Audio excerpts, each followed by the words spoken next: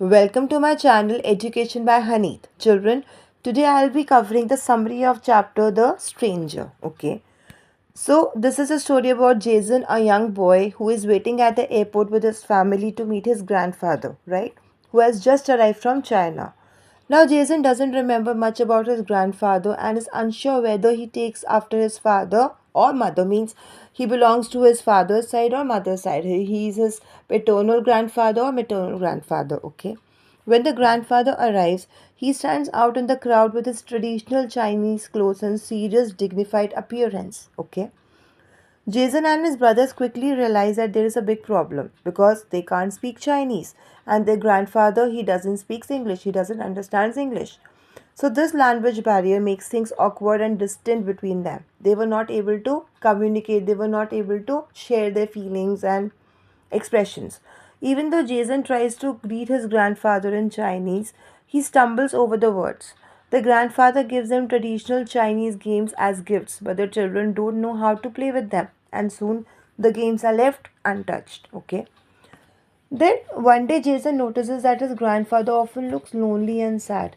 One day he sees him quietly humming a Chinese tune with tears on his cheeks.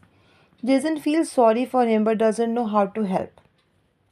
Later, Jason talks to his father and shares his worries.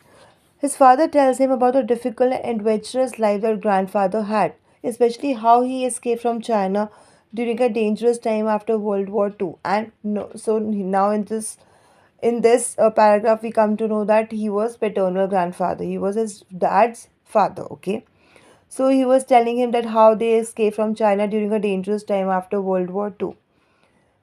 Then Jason learns how brave and strong his grandfather was and how he and his wife had to leave everything behind for a new life in Taiwan. So they moved to Taiwan. As time passes, Jason thinks about how his parents managed to balance both Chinese and American cultures, but he doesn't feel the same connection. When Christmas comes, he decides to give his grandfather a special present from the American culture, a headset. At first, grandfather doesn't understand how to use it. He was not even aware of it. But then Jason's mother puts on Chinese music tape. Grandfather smiles and gives Jason a big hug. He was so happy after receiving that gift. Jason hugs him back, feeling much closer than before. Then in February, the whole family goes to Chinatown in Chicago to celebrate the Chinese New Year. So there the streets were filled with lights and excitement, and grandfather is finally in a place where he feels at home. He happily explains the customs and points out things to his family. Jason sees his grandfather full of joy, and at one moment their eyes meet. They smile together, sharing a special understanding and a true bond, even without words. The story shows how, despite differences in language and culture, despite being there a language barrier, feelings of love and togetherness can bring people closer and help them connect with one another. Okay, so this is the context of the story. So here we come to the end of the summary. Thank you.